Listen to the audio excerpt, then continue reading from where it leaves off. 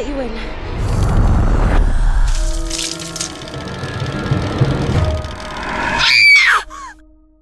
What's going on, everybody? Welcome back to Blood Splatter Chatter. We got another great show tonight as we wrap up November here on the channel, talking about one of the most talked about movies of 2023, Talk to Me.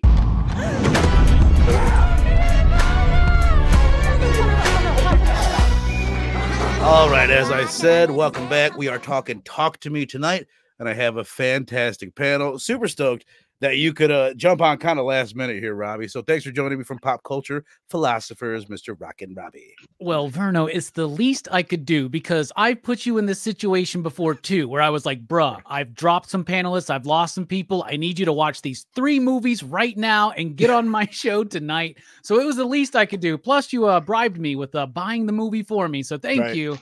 Thank you. I'm super excited to be here and I'm ready to talk to y'all.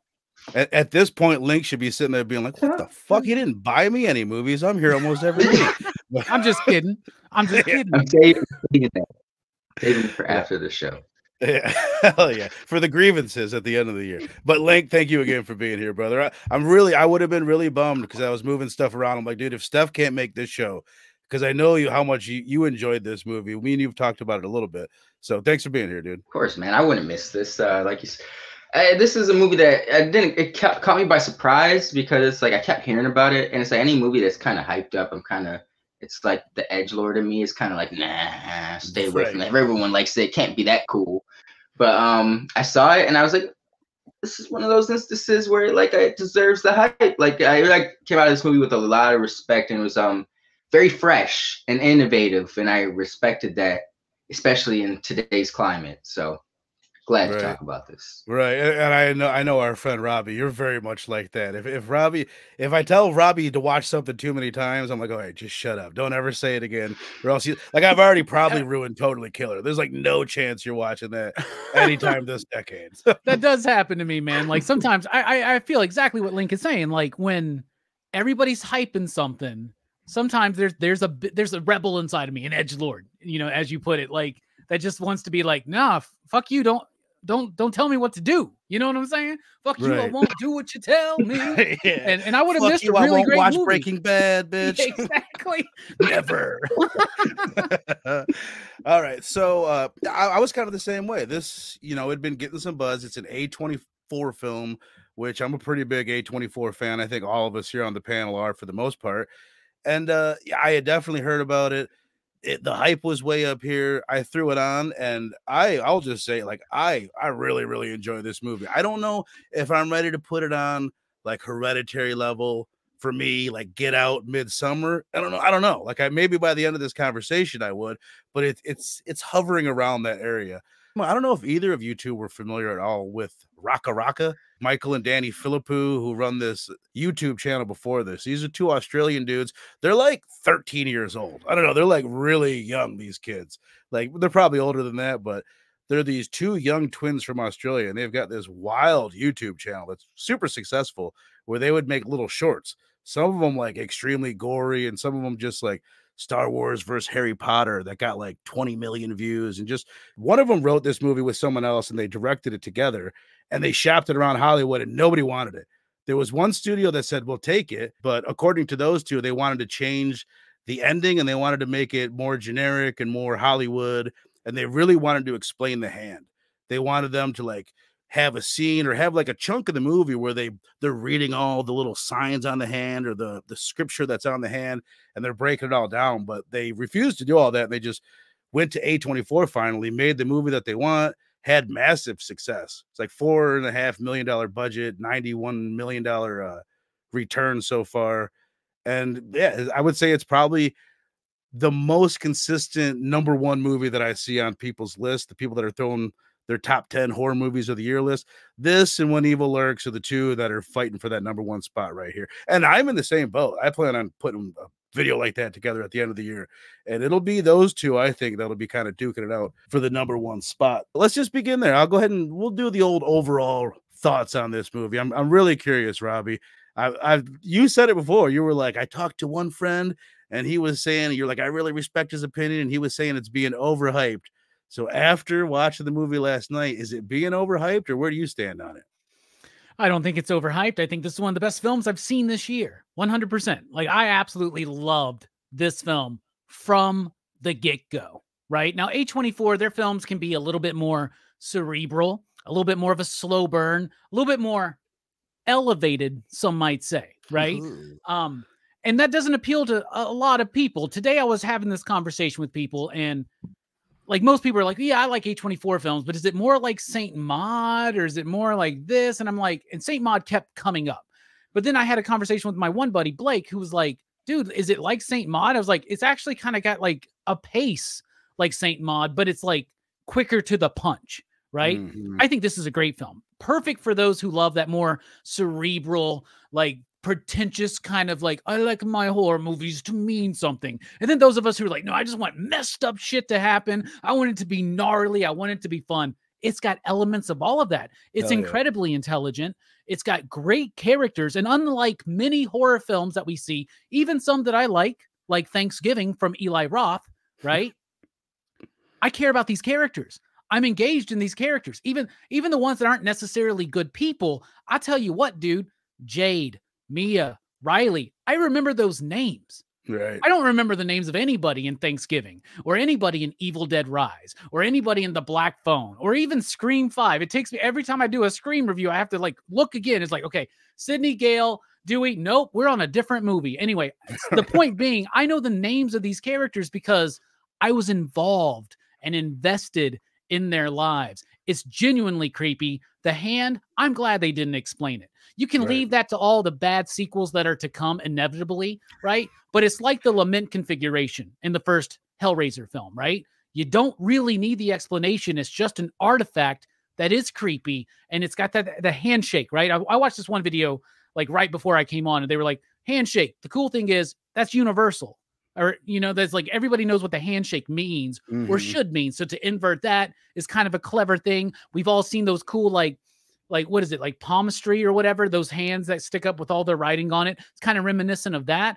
The characters, the pacing, the story, the themes. There's so many themes packed in this movie. And the most miraculous thing about this film, especially from A24, this movie's like an hour and a half long. It gets in, does its job, it gets out. I was engaged the entire time, and I am very thankful, so thankful, filled with gratitude, filled to the brim, Verno, that you asked me to do this, because I may have missed out with my edgelord nature not to want to watch the movies people tell me to watch. So there you go. Hell yeah, I'm like, screw you. I'd rather watch Universal Soldier. There you go. Right, and I did both, and I know we both did. Yeah, dude. Well, what's exactly. better, Verno? Well, I would say Talk to Me is better, but I enjoyed. We didn't get Van Damme's butt cheeks in Talk to Me, unless I missed it. It's true. It's true. But I like what you're saying, dude, because it fits like thematically with the A24. It's all about trauma. It's about grief. There's someone really struggling with the situation that they find themselves in. But and I guess Midsommar kind of did this, but they took 3 hours to do it. It packs in the fun. It packs in the fun with the really serious themes, and it balances it out pretty nicely, where it's not a depressing movie. There's some depressing characters. There's some sad, deep moments, but it's a really fun movie. But Steph, my brother, what's your overall thoughts, man? Oh, Robbie said it so beautifully and poetically. It's hard to follow that. But no, I agree with a lot of those sentiments. It was just, for me, I respected the originality of it, and it felt like you know, a lot of horror movies, most horror movies like slashers and stuff, tend to play on the tropes of like teenagers doing stupid shit, you know. And sometimes it falls into the realm of like disbelief, like, all right, I know they're teenagers, but they're not that goddamn dumb, or why would they make that decision? This seemed like it played in those tropes, but it seemed like a believable thing that teenagers would do, like mess with something unknown, or you know, as a teenager, you're always on the edge. You know, you like to be scared on the edge of shit that will fuck you up, or like you keep putting your foot over the line and stuff. So it's like I felt like that correlated with the hand. I had some friends in high school who would well, I forget what the shit was called. Whippets. They did Whippets. The hand thing gave me totally Whippets vibe. It's like you know, they would get this quick, giggly high, bro, and it's just they'd be a little dumb afterwards. But Little did they know the serious risk effects that, you know, could come from doing shit like that. And that kind of correlated with the hand. So I like the little connections there. Like you said, I appreciated that it was elevated, but it wasn't a slow burner. And it was an hour and 30 minutes. Like Rob said, in and out, got the point across. I was engaged the entire time. I cared about the side characters that even weren't really a big focus, like the friend, the one who had the hand. She was a little bit right. I'm not sure. I'm not sure their name either, but I think it's Peppermint Patty. I think that's the name of the character. Right, I like that. I like but no, yeah, this they felt like real teenagers. Like, you know, I felt like I was watching teenagers as of today's times. Yeah, totally killer. Totally killer. Love the movie, but it feels like adults writing teenagers in that movie. You know, like this felt like a real teenager experience in this film, which I respect. Let's talk about the concept of the hand. For anyone that's never seen this movie, never heard of what the premise is, there is this severed hand that has since been embalmed. It's been floating around the world. We don't really know the backstory behind it, but basically, if you reach out and touch the thing, talk to me, you will see a spirit across from you. You will see a dead person across from you. If you say, I let you in, the spirit will then possess your body. This scene just like drew me into the movie, like in such a big way. We have Mia, the main character. She is in this like found family situation where her mother died 2 years ago from maybe suicide, maybe a drug overdose. She's not connecting with her father, and she's moved her way into this other family, like the family of her best friend. So there's an interesting dynamic there. She's looking for someone to connect with. She's dying to do this, and she reaches out to this hand first. Robbie, what did you think of like the intensity of what goes down here while she's possessed, the style, everything about this scene? Well, I really like that scene because Link mentioned this, right? Where and you elaborated with the whippet analogy, right? I would also say salvia was a big thing at a certain moment where I said sativa, I meant salvia. That's the one. And DMT. I've never done DMT, but that's the other one. That is, I've never done DMT either, but that's not to say I won't. I'm on that path, I believe. I would like to. Yeah, we should do it together. Like first time we ever meet, let's just do DMT together and see what happens. I am down. No, I really liked it. You know, I already talked about the kind of comparison to the lament configuration. So it is about this like mystical artifact that you're trying to explore. But like Link was talking about, like it's also about like kids having goofs and laughs with something that's dangerous, whether it's a drug. And yeah, lots of drug kind of parallels here because they get this sense of euphoria, right? They get this sense of arousal and ecstasy from these things, right? And also, it kind of reminds me of like when I was a kid and we would do like the Bloody Mary thing, or we would play with the Ouija board, or we would like, you know, do it stiff, light as a board, or stiff as a board, light as a feather. Any of that kind of shit that kids do to kind of like, I don't know, just kind of pass the time, right? So I thought it was ingenious, right? First of all, you pick the hand in the handshake mode. That is very much a universal signifier of something that we all recognize, right? And to invert that into something gnarly and dangerous, and then to have the consistent reactions from everybody every time it happens when they first say, talk to me, and they have that like, whoa, whoa. It's like the first time, you know, you're like, whoa, whoa, whoa, whoa, what was that? What was that? What was that? Whip it. Okay, let me try it again. And then the way they develop it throughout the movie, especially in the montage scene, right? Yeah. The Rocky IV moment, that I think actually works so well. But no, I was immediately drawn into it. And what I love about it is it's so subtle at first that, I mean, I don't know, rewatch, I bet it wouldn't come across as subtle.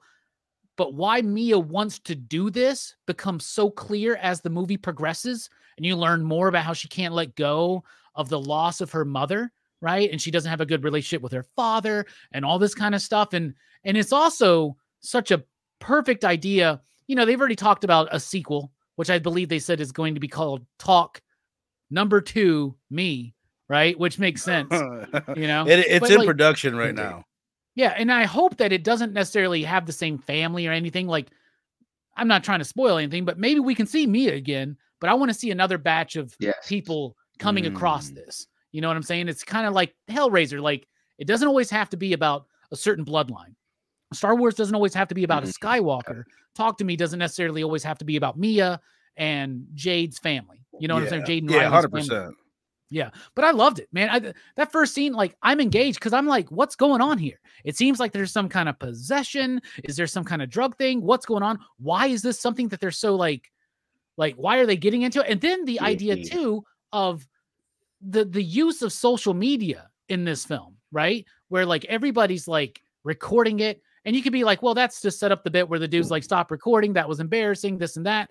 No, it's also kind of pointing to the idea that all these kids, all they got is just being on their phones. This is the one thing that's bringing them out of that phone, if that makes sense, right? Like it's something that they find engaging, and usually that's the most dangerous of things. I thought that was a great setup. Plus, Mia wants to fit in, and that's something we immediately, like more so than the mom stuff, immediately I was identifying she wants to fit in. Nobody seems to like her. Not even her best friend doesn't seem to want to hang out with her. She wants to hang out with her boyfriend, right? And she just... it would do anything to fit in. And that's another thing. Like, yeah, maybe I'm super religious. Maybe I got fears about this. You know what? I'll play with the Ouija board. I'll do the drug. I'll do the whip it. I'll do the salvia. I'll do that just to kind of try to fit in. Right. And when the response she gets from people, laughing, happiness, that's not something she's accustomed to in her recent life in particular. So it definitely brought me into her story and to the mystery of what this hand is. It was perfect. Right. I mean, it's pretty on the nose with like the peer pressure and wanting to be cool. And even the way like some people will be in a position of power, like the character Haley, who has the hand, is in possession of the hand, and they're kind of lording that over everybody else. And they're using that. Now they're cool. Like back in the day, I remember like we had friends in high school, or maybe they weren't even your friends, but they were the drug dealer. So now they're kind of cool, or they're the person that can get alcohol on the weekend, or their parents go out of town. Oh, we're all going out to this dude. You know what I mean? And it goes both ways. In some ways, those people are getting used. In some ways, they're using Haley for her hand or their hand. There's a lot of shallowness that it reminds me of in high school, where it's like, why are we really friends? And we're all using each other just to fit in. You know what I mean? It's in so many ways. But what about you, Steph? Just the concept behind the hand and this whole scene. I thought it was brilliant. Like, I didn't know what the fuck was going on, but I wanted to know what was going on. And just like Robbie was saying with the correlations of like, the kids getting, it's like they're getting high. It's like, I remember that moment in high school where it's like half the reason kids do shit sometimes because the taboo-ness of it, like they're not supposed to be doing it, so that makes them want to do it and enjoy it even more. And that just was drenched in this particular scene. And the whole Haley bit, that is some true stuff, Verna. Like everyone did have that person in high school that was, they maybe not have been everyone's friend, but they were tolerated and they were cool because of the access to something they had. People on the side might be like, kind of like Stifler. Everyone had a Stifler in high school. Maybe not as extreme as Stifler. Yeah, this scene was visually, man. I gotta watch it again, but there's like a lot of subtle like camera shots and like certain angles that they were taking that kind of really enhanced what they're going for. When they get possessed and their head goes back and the camera goes with them, or later when the guy falls to the side and the camera goes with them, like we've seen those things a little bit, but the way that they were used in this was just And so, one thing you mentioned that these dudes are like 13 years old or whatever, right? But like surely the cinematographer and the editor is not. Like they seem like the people that their crew were very well versed in what they were doing. You know what was cool? Like one thing I kept noticing watching the commentary, like it makes me look forward to seeing what these guys do in the future. Just every little thing that they would be like, and it was so cool to have someone, we've got actors that this is what they do instead of their friends. And we've got a guy, the set design, like they're so into the set. It's like, yeah, like you're working with professionals now. And like, this is their first time not doing everything themselves. And it doesn't feel like that at all to me. Wow. There might be aspects of the story that we'll get to later on that don't like completely jive with me, but this does not feel like amateur work or a first-time filmmaker in any way, shape, or form. I mean, like Robbie said, I'm sure we'll get to it in sequels, but as of right now, the hand is just the catalyst for shit to pop off. You got to have a problem arise in a movie. The hand brings the problem. You don't need the origin for the problem all the time, so especially for this type of movie. I think it's a cool little evil artifact. Yeah, save that for part Or 4. at- or part- We realize that we're in a space station in the shape of a hand. I fucking love it. We're in the thumb, fucking mission control. Well, let me ask you guys this. This is kind of random, and I bet I know the answer. Would you do it? Rockin' Robbie, you're just like, I'm gonna be 40 in a couple weeks. You've just passed 40 a couple years ago. Our risk taking days may be slightly behind us, and we know what we're getting ourselves into.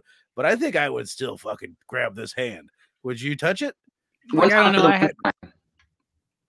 Did you say one time? Yeah. One time. Just a pinky. Do like a pinky promise kind of a thing with it. Ooh, man, what would I do? Well, first of all, I just recently had one of the most intense spiritual psychedelic experiences I've ever had about a week ago. So probably, right? You know what I'm saying? Like I've taken that leap before, you know, and I've taken that leap since. And then, I don't know, man. Like I fucked around with Ouija boards. I fucked around with a lot of things that a lot of people wouldn't fuck around with, and I've had some scary experiences. So, trying to actively talk to the dead. Well, first of all, like I would be like, what's going on here? You know, like, is this real? Like, there's a piece of me that is a skeptic, right? Mm-hmm. The skeptic, Robbie, would be like, what is this? Let's scientifically deduce this. That's been my excuse for a lot of risk taking in my life. Is like, well, let's use the scientific method. Let's run the numbers. Here. Yeah, let's crunch the numbers and push the algorithm and see what happens, right? It all depends though. On any given night with the right people, the right amount of certain substances, fuck yeah, I'd do it, man. Fuck yeah, I'd do it. And I'd be like, if you motherfuckers let me go longer than 90, I am fucking taking you out, bro. Right. I think I would fucking have to, because it's something so crazy. Like my wife says it all the time. Like, she thinks I'm crazy because if I was given a pass to go to the moon, like, you can go travel to the moon, I'm like, dude, I would have to. Like, damn the risk. Like, there's certain things like, dude, I can see a dead person, but what about you, like? I like to have my own opinions on something, you know, and then in order to, I can have opinions on anything, but in order to have a valid opinion, you kind of have to experience something. So I would try it one time just for scientific purposes. Yeah, right, exactly. By the way, man, I'm kind of shocked to see it. God, I'm like doubly shocked. First of all, the Philippous, both of them, they were born in 92. So I'm like, oh yeah, they're young as shit. But that makes them 31 years. That makes them 31 now. So it's like, okay, I'm old, and now 30-year-old men seem like children to me. Fuck. I was complaining about the price of fucking pickles today, and my girlfriend was like, "You sound really old right now, bro. Just so you know." And I was like, "Damn, that's hysterical." Okay, we've pretty much. I don't want to hit every scene, but I feel like there's certain scenes like we do have to hit. So let's touch on a little bit the second time that they play with this hand. So we've got the first time where Mia tries it. It's really scary too. The way that when she's like flipped over to her side to get that iconic look, and she's saying something. Is it no or run? Or she's like over and over, she's repeating this word. And as she's repeating the word, like, I can tell my wife is fucking scared shitless. Like, I know this movie's freaking her out. And when it gets to the peak of it, I reach over and I grab her. And I scared the shit out of her. She will not watch this movie again. Like, she's like, I asked her 3 times, like, you really won't watch that again with me this week? She's like, hell no, I will never watch this movie again. I can see this movie being legitimately scary. You know, everybody's always talking about movies aren't scary. This is a scary movie. Yes. Yeah, like, honestly. I agree. Yep. On the second watch, it didn't affect me in the way that it did the first time, but I think that's how it works. Right. But speaking of the second time, they go back a couple days later. We don't undeterminate amount of time later. They get the approval from Haley, who owns the hand, that they can come over. They can play with the hand again. She brings her best friend's boyfriend, who she has some kind of crush on, and then her best friend's younger brother, who I love their relationship. We can get into that after this. We can get deeper into the characters, or maybe as a part of this. But the best friend's boyfriend, he gets possessed, and he has this embarrassing moment where he becomes very sexualized, freaky moment where this dog, he's like making out with his dog, and that's where we get this really embarrassing bit. There. Yeah, and it's filmed. It's already uploaded to Snapchat, and he's fucked. His reputation is ruined. Right after that, the younger brother of her friend, who is like her younger brother and like part of her family, he wants to do it. And they're like, all right, we're not going to do it for the full 90. We'll do it for 50 seconds. He does it, touches the hand. It's Mia, the main character's dead mother, or at least that's what we think it is. It's a demon. Allegedly. Yeah, it's a demon posing as this.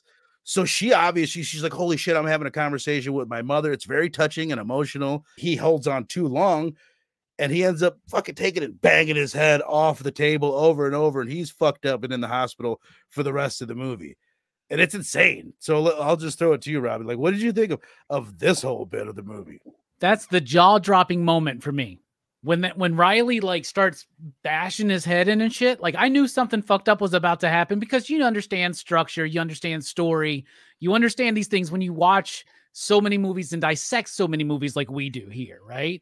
And you knew that something was going to happen, but it still shocked me. My jaw dropped. My knees went up. It was one of those moments, and this is the best moment of any horror film, is when you go, whoa, damn, what the fuck? It was like in Exorcist Believer when what's-her-name's eyes get popped out, right? That was that moment where, like, I can't believe they went there, because nothing in this movie was letting you know it was going to be that kind of movie, or it was going to have that kind of a scene. And the setup for that scene was even better, because you were right. It's creepy when they're about to set it all back up, right? Like, Mia wants to try it again. They bring it over. You got the humor with the mother doing that thing. Like, is there a party here? Is there a party here? What party? Yeah. That whole thing, right? We're leaning into humor. Then we get into the montage, the Rocky IV moment, right? Where we have the montage of everybody having fun. And then you, as the audience member, loosen up a little bit. Oh, it's not so bad. Because once you see, and here's the thing, most of us would totally do this if we saw 5 people do it before us and come out of it just fine. Right? Exactly, man. You know, we'd be like, sure, I'll fucking do it. It just takes that one fucking time, though. That one person, right? So you have this fun montage. You got the cool music going along with it. It's like, this movie's got good music, too, right? Oh, yeah. You're like going around with it. I'm like, I need to look into Australian hip hop. You know what I'm saying? Like, I mean, like, maybe there's something there. I just hope they're wearing like the Crocodile Dundee hat in their videos and stuff. I don't know, man. I hope there's an Australian hip hop song called "That's Not a Knife." Anyway, why haven't we done Crocodile Dundee on PCP? Anyway, I am rambling right now. What was I saying? Oh, so you have the fun bit, right? You have the fun bit, the Crocodile Dundee bit, right? You're doing all that, and then, man, shit gets real, shit gets serious, and it reminds you, oh yeah, you're watching an A24 movie. And that's what you were saying. This movie has a balance of fun and weightiness, right? And that came across in the scene. And dude, that is not. This dude starts spoilers, just pulling his eye out and shit, dude. Oh yeah, that was the moment the knee went up, bro. And when the knee goes up, the heat goes up in the movie. You know what I'm saying, man? That's when the movie went pop, pop, boom, man. That was practical too. It just looks so crazy. He's digging in his eye and going to pull it out, and just the makeup that they did on Riley's face, the younger kid. Which, by the way, it's worth throwing out. The movie, the conception of the movie was they had these neighbors that were experimenting with drugs, and they were kind of like the cool kids in the neighborhood. They had a bunch of friends over. One of them is named Riley, and that's who that kid is based off of. But they had a bunch of friends over, and one of them had a bad reaction to a drug, whether they overdosed or not, I'm not sure. But everybody started filming instead of like calling the cops. Everyone was filming their friend like overdosing or whatever was happening. Riley is based on one of their friends, and then his best friend, who we see in the movie, that is the dude who his character is based on. Like, you know, his little bit heavier set friend that's got the weird 80s haircut. Like, he's just playing basically himself in the movie. He's one of the friends that it's based on. But I don't know where I was going with that, but I'll send it to you, Link. What did you think of this whole bit of the movie, or the whole thing? Even if you want to throw in bits on the dog or anything that happens before Riley smashes his head off, just anything on this chunk. No, it's just a well executed scene in between the whole like compilation scene of them having fun, and it's a party and everyone's getting possessed and laughing about it. But then it leads up to, because there was a few months earlier where I think it was like when Riley might have first got possessed, or maybe it was this scene, but they single out the kid, the friend's brother, you know, they like you or something like that. Mm-hmm. And so, like, you know, there's something coming. As soon as it's his turn to possess, talk to the hand, and There's a little resistance Mia, from his sister, right? and It's Mia when she's yes. like, "We want you" or something like that, right? Yeah, I think Yes. even when Yep. the boy gets possessed, he looks at her when the best friend's boyfriend gets possessed, he kind of singles out Riley too. And I'm just thinking this now. I think they probably know, oh, he's Yep. too young to handle this, and we need to get him up here so that we can get in someone. Yeah. Yeah. He was the most vulnerable. The kids are at, they said a certain age, like superstitiously, like babies are a certain age can see like spirits and shit that we can't see. Right. So maybe, in that terms, like he is at an age where he's more susceptible to being the vessel for these things. But the scene, like Rob said, it was gnarly. He did the one head smack. I was like, okay, Hereditary, I've seen that. But then it's like he keeps doing it, starts to dig out his eye. The last thing that got me, and it still got me on the second watch, was where he's going for that final blow, and they do that the camera shows you like his head's all fucked up, the gash, and like his sister comes and blocks her hand as he smacks it again, but she like breaks her hand at the same. Just the whole her rushing in, and I just felt so painful. It still got me, man. Like it kind of reminded me of the scene at the beginning where she couldn't put out the kangaroo out of its misery. Like she couldn't do what was necessary to help. I don't know how they correlate, but I felt like there's a theme of that throughout the movie. Well, like it makes me believe like maybe. Oh, it gets brought maybe up her mom's dead. later. Sorry, dude. We got a little bit of delay. Well, it's weird because it does get brought up later where she's tricked by these demons later on in the movie where she thinks she's got to put Riley out of his misery. And that's kind of the situation she gets put in later. This is something I wanted to bring up to you guys. I'm glad you brought up the kangaroo. It's one of those things like I'm really enjoying myself, like getting deeper into horror and like picking up more like, oh shit, that's a trope that I didn't realize even was a trope. It's this thing that you continuously see in movies. We saw it in The Invitation. Steph, we saw it in Fall. This happens in Get Out, where you'll come across a dead animal and you're put in a situation where you need to put that animal out of its misery or you need to just let it suffer. And I actually just saw something recently. I could have just pretended that I figured this out on my own, but I didn't. I was reading something where it talks about how that oftentimes in horror movies will symbolize a character not being able to accept their lot in life, whether it be death itself, which Mia not accepting the death of her mom or whatever. But it's an interesting thing that just, it's one of those, like, I guess, I don't know. It's weird to look at tropes and be like, oh, damn, that's been done. It's been overused. But I never really thought of it like that. Like, Robbie, is this something that you had noticed before in movies, a trope you're familiar with? Yeah, it's a trope, but like what I really like about this one is it kind of inverts that, or it takes the trope and it does something different with it, right? So first of all, when something like that happens in one of these movies, it could first reason is it's a cheap scare in the beginning of the movie, usually, because usually, like, correct me if I'm wrong, but in Get Out, like they hit the deer, right? Yeah. Right. So there's that moment where the deer comes across and it's like boom. But in this one, they come across the deer, right? A kangaroo, which is awesome. The kangaroo. Yeah, the kangaroo. Yeah. It's just to let you know, this is Australia. Yeah. And that's probably a real thing. The way, like down here in the South, like right now, this is the season. Watch where you're driving in the country, bro. I was driving to one of my girlfriend's house and I was like, there are deer in this fucking area. I got to like drive slower. You know what I'm saying? You'll mess your whole car up, man. And I guess that's what it's like in Australia. It's like giant spiders and kangaroos just cross the street all the time. But what I like about what they're doing is this is an A24 film. They know their audience, right? Well, they didn't when they made this movie. I don't know if they knew it was A24 or whatever, but these people know the audience and they know that these people are going to be like thinking about this scene, right? And applying significance to it. And usually the movies will apply the significance of the scene for you later on, right? But what's happening in this one is that is a memory that she has. And maybe it does signify the fact that she can't let go of her mother's death. That's a part of it, I'm sure. Maybe it does signify some things that she's going to go through later on. But to me, I read it as it's actually insignificant that she came across this dying kangaroo on the road. Because what happens is it's just a memory that can be exploited by the ghosts that are possessing her. Because they cause her to see that kangaroo again in the hospital. And I really like the idea of we apply our own significance. Sometimes that's a good thing. Most times it's a good thing. Apply significance to things in your life. However, sometimes it can mislead you into something. Right. A bad decision, like tossing your friend's brother into the middle of a freeway. Right. Exactly.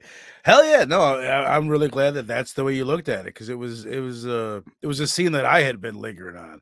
I was kind of struggling with how to deal with the rest of this. Here's my thing about the movie, and this is why I said, like, I don't know if I'm ready to put it on Get Out, Hereditary levels for me, because those, to me, those are like the two best, biggest, and most important movies that have come out in the past 10 years. I think there's something about, and I can't 100% put my finger on it, there's something about the second half of the movie that feels like a little bit off. Like there's moments, and we could touch on plenty of the moments. There's a bunch of dope ass moments. There's an ending that I fucking love. So it's like, where's my real issue with it? There's something, what they do with the main character, where now she is starting to see these demons, these spirits, after she's released from the hand, and she's seeing her mom. And we're led to believe that there's this demon that's impersonating her mom that gets her to, spoiler, kill her father, who's a character that we've never really like connected to in the movie, and then convinces them that Riley is in hell and she has to kill him to put him out of his misery and get him out of hell. And there's something about, like, I think what it is for me is the decisions that Mia is making kind of start to pile up, where I start to not like Mia as much as a character. She's making nothing but bad decisions really throughout the course of the whole movie. And now she's just killed her father, and she's trying to kill Riley, or that's what she thinks she's got to do. And there's just, I don't know, there's some disconnect to me. There's something that maybe feels rushed towards the end, but I could watch it again and feel differently. Where did you stand on? Did you have any of these issues? Did the movie lose any momentum for you going into the second half of it, Robbie? I don't think it lost any momentum for me. And her father survives. His name is Max. And I remember that because I care about these characters. I remember and Joss is Haley's. I don't know if that's their boyfriend or whatever, but like Joss is I really like Joss, by the way. Can we just give a shout out to him? Great performance, nice, fun character. He's like that annoying guy in Cabin Fever, but actually kind of cool, right? And he's the one who's like, no, we can't leave. Like when that shit happens with Riley, he's like, we can't leave. We can't just keep running away from this like we did with that other kid. My problem with the second half of this film, you are right. It does feel like there are some leaps in what happens internally with Mia, because all of a sudden now we go head first into Mia. She lets us into her, right? And I think that's almost, I wouldn't credit it maybe as intentional. Maybe it is. But for me, I can read it as the movie starts acting like that, because now we are out of the world. We're no longer objective. We are now subjective. We're seeing it from her perspective.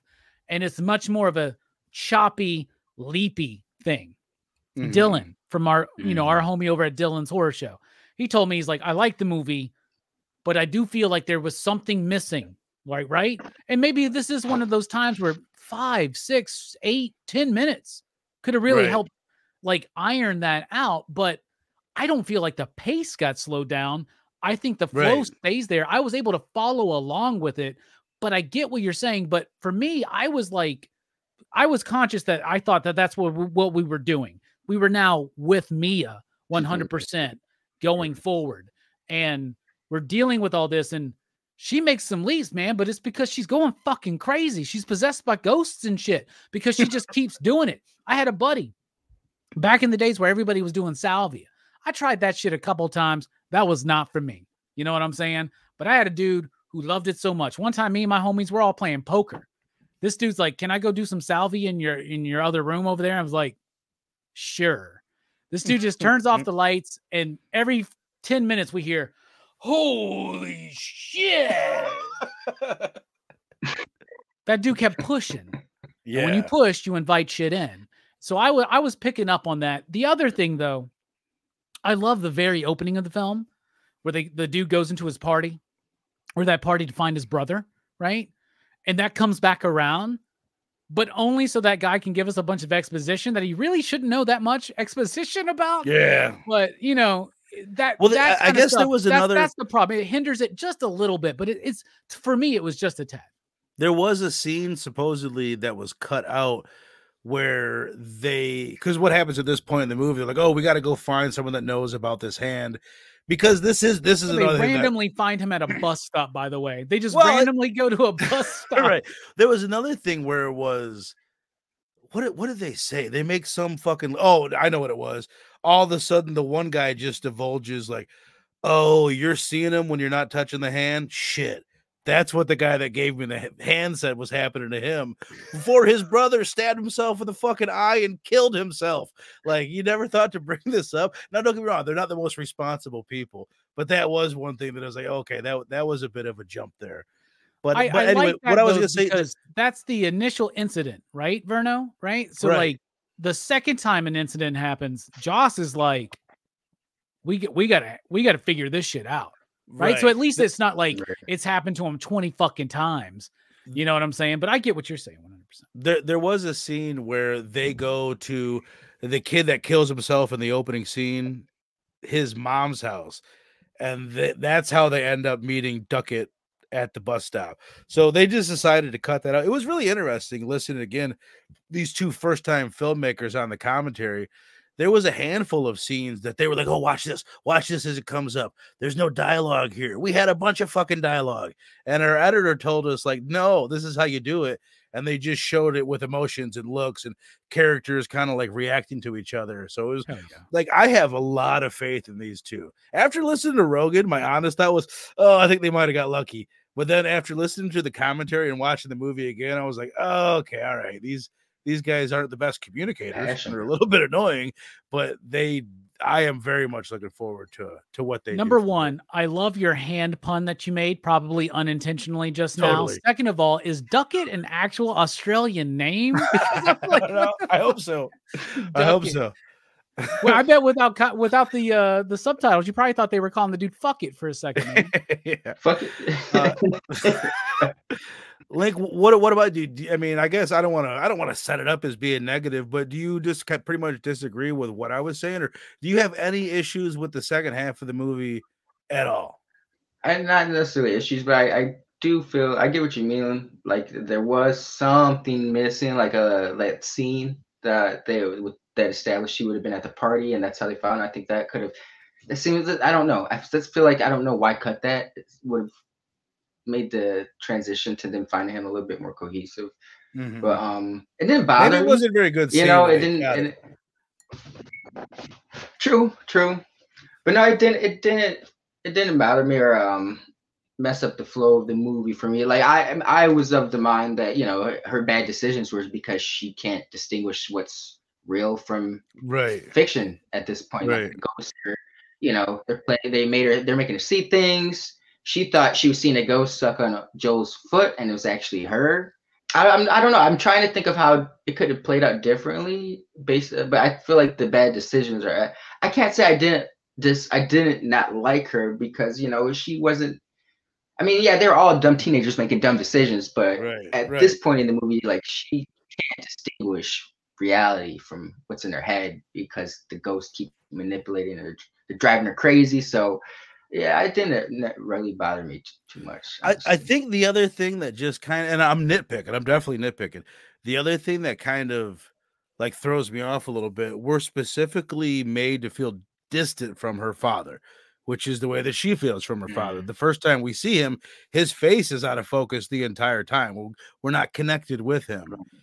And it stays like that the whole time. So then at the moment when she kills him, this is like a huge moment in the film. She just killed her father because this demon tricked her into doing it, or not killed him. He ends up living at the end. She stabs the motherfucker in the neck. Like, he looks pretty dead. There's some kind of like that moment to me could have hit harder had we been connected with that guy a little bit closer, but I understand why they made that decision. There's just little things there that it's just like, see, I felt like we were connected to that dude because first of all, that actor, whoever plays Max, killed it in the reading of the suicide note. Yeah. Like, holy cow, his voice is cracking. He's overwhelmed with emotion. And we were set up for that scene by a less violent, but just as intrusive and invasive kind of idea when that weird old woman ghost is using Mia to suck dude's foot, not just a toe, but an entire foot. Like, so yeah, it was kind of set up by that, but I do get what you're saying, but like that, maybe that's one of the problems with the movie. If the movie does have like an issue, and I do think it has its issues, meaning it's not perfect. It doesn't have issues as in it's a bad film at all. Right. Especially for new filmmakers, it's rather brilliant. Right. But maybe it plays too much with whether or not the POV is subjective or objective when it comes to Mia. And another thing I do like about the second half is the more distant we feel maybe with Mia, because we're kind of seeing things disjointed through her perspective, the more Jade actually becomes a more well-rounded character. Because Jade in the first half is very superficial. And you think that she's one version of a character. And that's another thing I like about this movie is it paints certain people, Joss and Haley, Riley and his buddy, Mia and Jade. Is it Dennis? Is it Marcus? What's the dude's name? The boyfriend or whatever? I can't remember, but I don't know. You all think they're one thing in the beginning, and because of the perspective shown, we view these characters differently throughout the movie. We learn more about these characters and realize they're not that. And that's actually what it is like when you meet people. Like when I first met you two, I thought you guys were super assholes, but you've actually become two of my best friends. There you go. Exactly. Yep. And I will even say the first time that I watched the movie, I really like Haley and Joss, who are the two that are like the cool people that have the hand. They're the drug dealers that everyone's just hanging out with them because they have the drugs. I thought that they were more over the top than I did on my second viewing. At first, I was like, good God, like, could you be more annoying of characters? But I related with them more. And there's moments like when Riley is bashing his head off the table. There's a sensitivity to Haley and Zoe. Robbie, you pointed out another time, like Zoe, he's not just this like completely cliche douchebag character. When he sees it, it's going south a second time, he is like, hold up, let's pump the brakes. And same with Haley. They're more nuanced than I picked up my first watch. Real quick, I was gonna say, with the dad scene, I took it as, we didn't see him in frame because obviously they're trying to emphasize the distance Mia feels with her father. I feel like them showing his face once he got stabbed was kind of like her coming to reality with the facts, like, this is my dad. She did feel distant from him, but she didn't want to kill him. And so when she's, they show his face finally, it's kind of like her waking up as well. Like she actually does care about her dad. She's not mad at her dad or doesn't blame him because it seems like they're trying to insinuate that she kind of held him responsible for her mother's death in a way. Robbie, what did you think of the end of the film, bro? Thought the end of the film was brilliant. The very, very end. All right. The stuff leading up to it, her rushing around with Riley. I'm like, what's she doing? I was like, this girl thinks that she's about to kill this dude to take him out of his misery. And I'm screaming. I'm not really screaming. If Jelani was there, he would have been screaming, but we've been screaming, don't fucking do it. That's what they want you to do. You know what I'm saying? But then she gets snapped out of it because it seems like the ghosts kind of play their hand too much, like, oh, we'll have him forever, blah, blah, blah, blah, blah. They're pushing her too much. She realizes though, oh, he's not the deer or the kangaroo. Maybe I am. I guess deer and kangaroo are the same thing to me. Right. Deer do not hop around. Anyway, so it does kind of happen. It happens abruptly.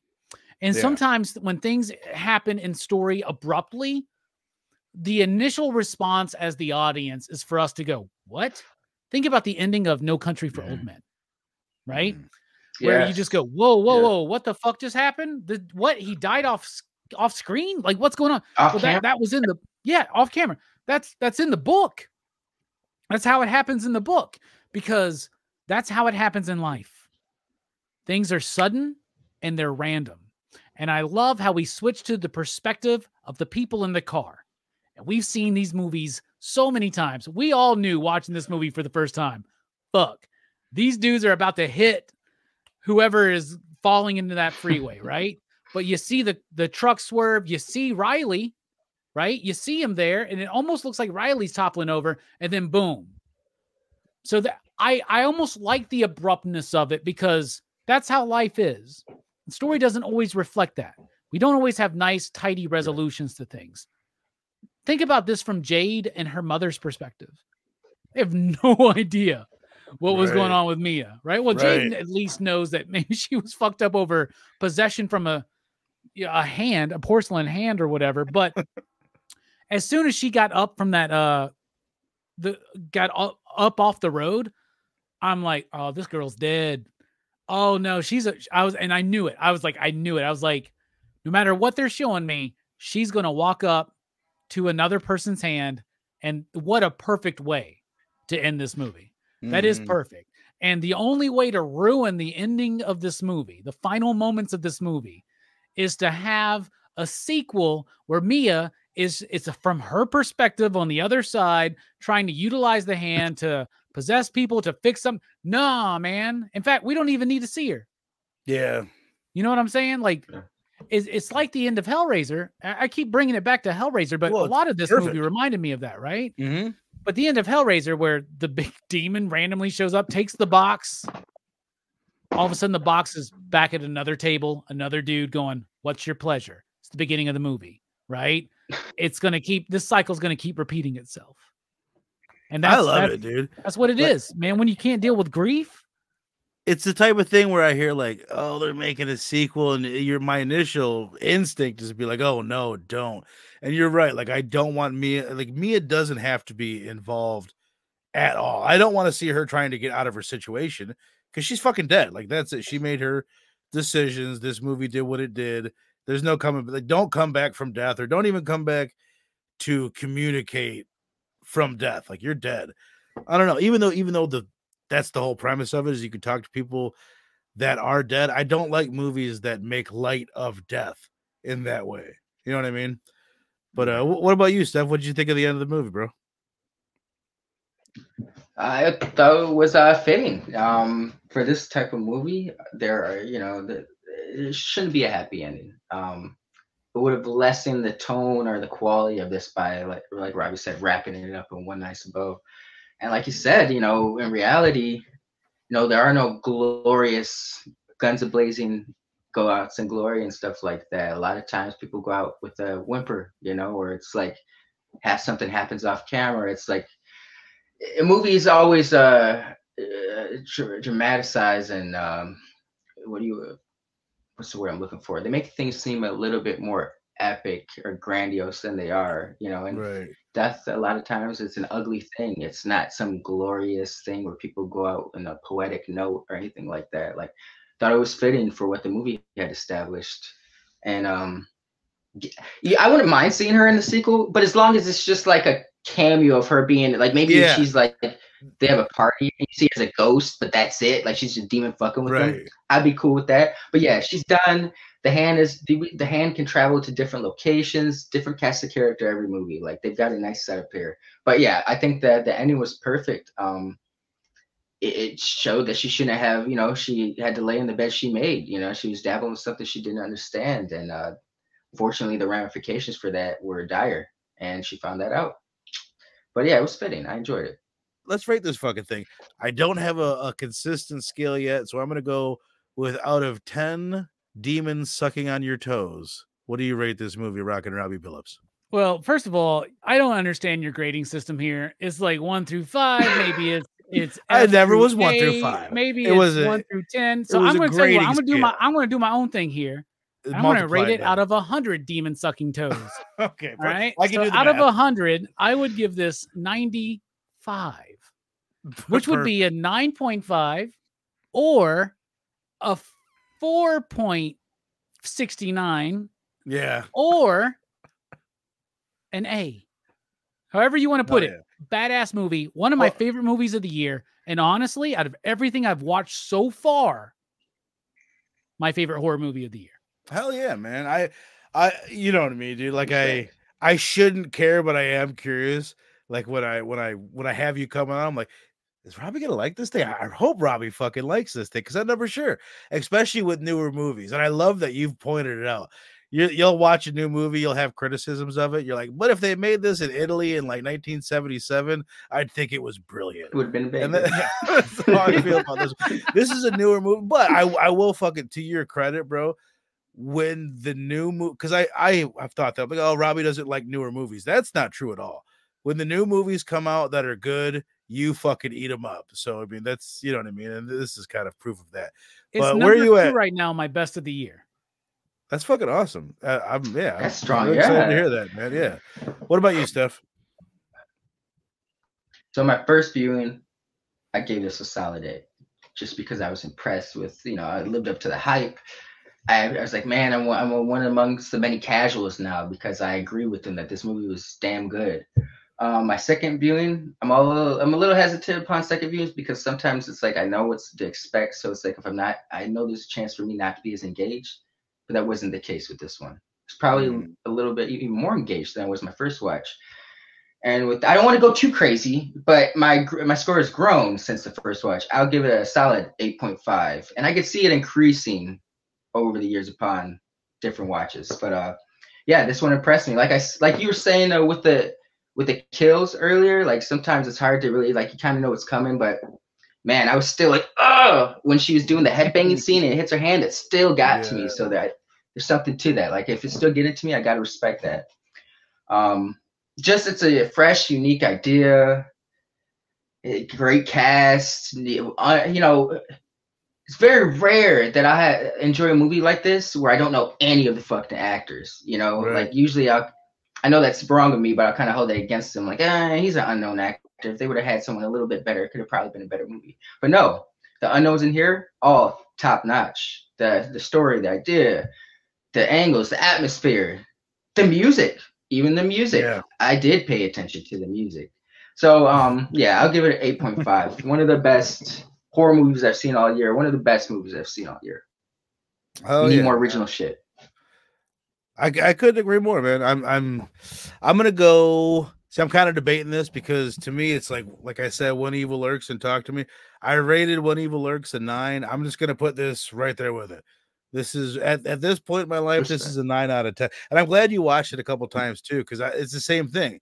You're like, now I know what to expect. There's a lot of stuff that I appreciated about it more the second time through. Like that first 15, 20 minutes leading up to the first encounter with the hand is better than I realized the first time around. Halfway or partially because I could understand what the fuck they were saying. I could understand the Australian a little bit better.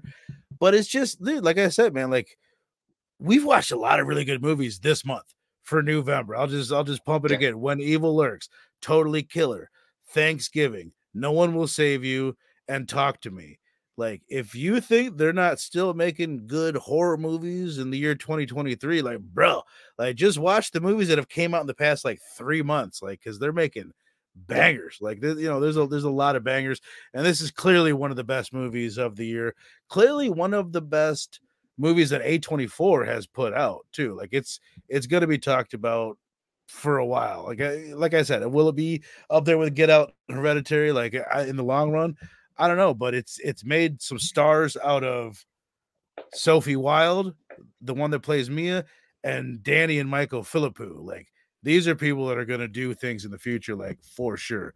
So hell yeah, man. I will give it a 9.0, and I'm pretty stoked about it. You guys watching on the replay, put your ratings down below. Again, if you got movies that you want us to cover here on Blood Splatter Chatter, put those down below as well.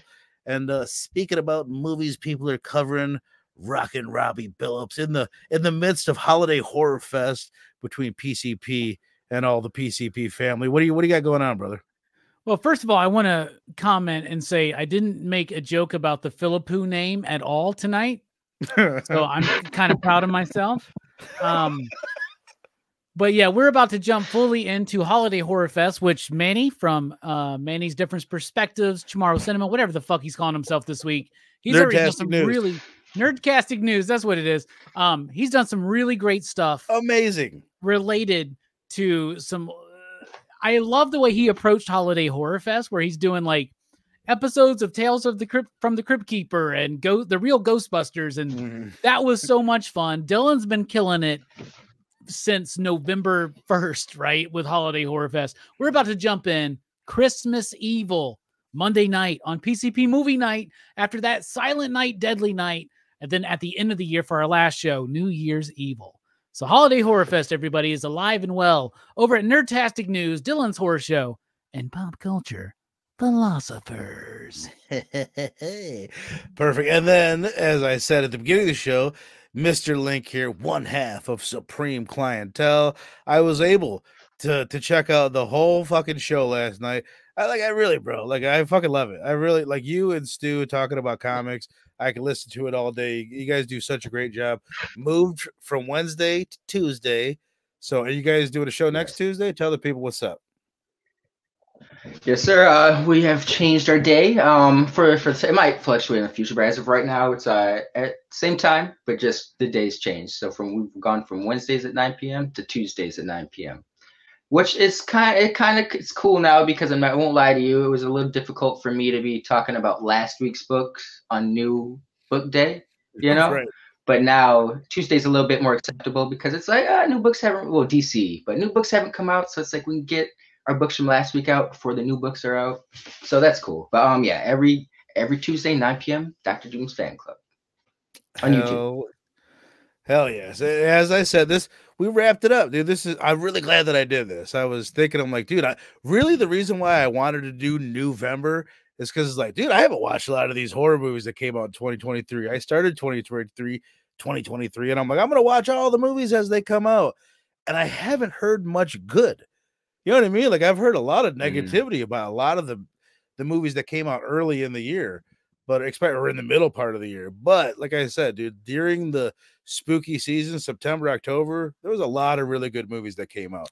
I'm just so glad for this movie and some of those others, because now we don't have to see Scream 6 at the end of everybody's fucking list this year. You know what I'm saying? Like, it can be a part of the list, but it's not the best horror film of the year. And Evil Dead Rise, get that shit out of here, man. Sorry. We'll talk afterwards. I'm never gonna get that about you, dude. I don't know what the fuck have you seen it more than once? No, I just saw that one time. Bro, it's like a popcorn. I guess I'll say it now. I was just talking to someone online about this. Like, I get when people are like, I don't like Hereditary. No, I get that. It's not for everyone. Like, I don't like Barbarian. That twist. Like, that twist was fucking wild and jarring. I get that. Evil Dead Rise was like the most popcorn, like, enjoyable movie like you could ever fucking, like, I don't get, like, what could ever be like the issue with that movie. Well, I don't understand you then. There you go. It's okay though. I think this is down for a recover where Robbie. That's what I don't get is reviews it.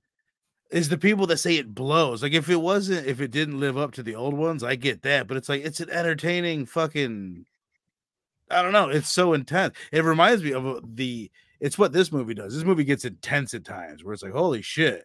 But Evil Dead Rise is like way more intense than this movie. I'm not saying it's as good, but it's fucking way more intense than this movie. I don't know. I guess Bone Orchard Mythos Tenement by Jeff Lemire and Andrea Sorrentino, and then you'd be like, oh, that's what Evil Dead Rise should have been. Fuck. Okay, Robbie's been right this whole time. Oh, I don't think we'll get that. All right.